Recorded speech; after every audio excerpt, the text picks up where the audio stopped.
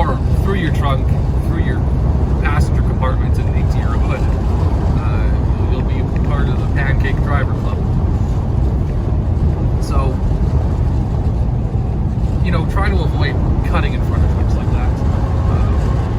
For truck drivers, I mean, it goes without saying, you want to try to keep your following distance, right? You got to be watching your mirrors and watching beside you, and if people are looking like they're going to cut in front of you, you got to be able to react to that and slow down and, give yourself that space, which in bigger cities tends to invite more people to jump in front of you and take that space away because they see an empty gap and go, oh, I can fit in there, and then off they go, not realizing that's your safety cushion.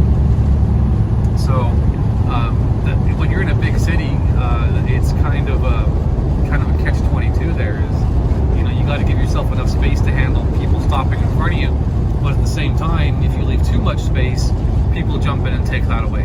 So it's a bit of a balancing act with that.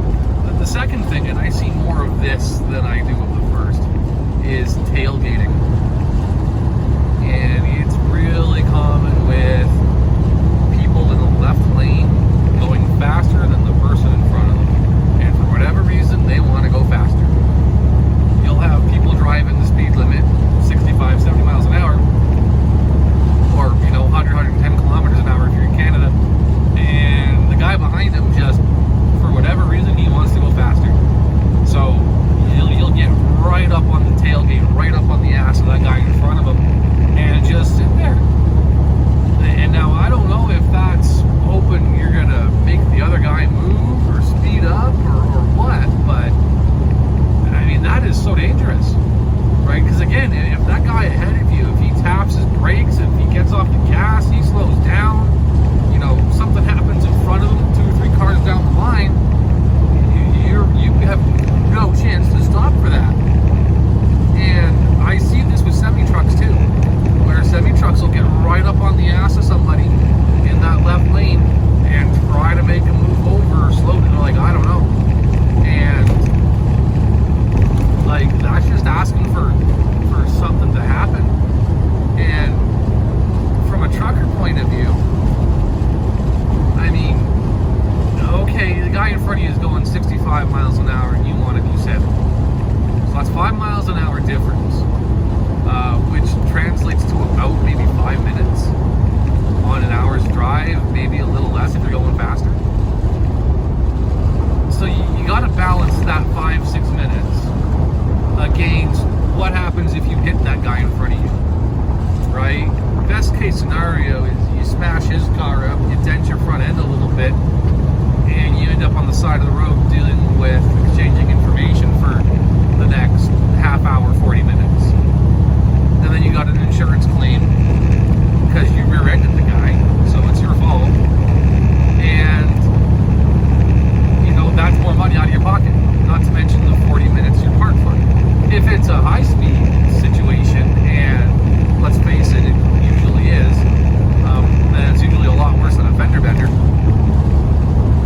Then you've got the police involved. Now you're getting a ticket for dangerous driving. Now you're, you've got more damages, probably more damage to your truck, which means your truck may not even be drivable, or it's even possible the police might just pull you off the road for whatever time while they investigate. So that could be days, weeks, which is time you're not rolling, which is time you're not making money.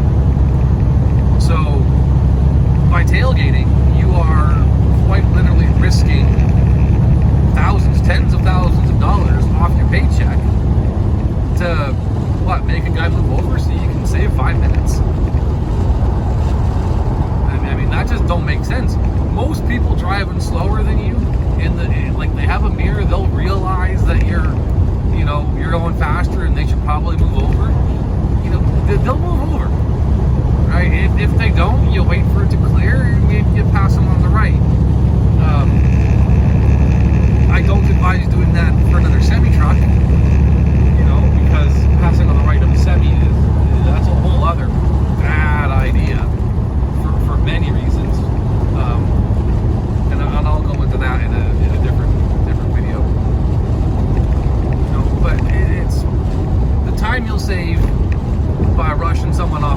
that is not worth the potential risks.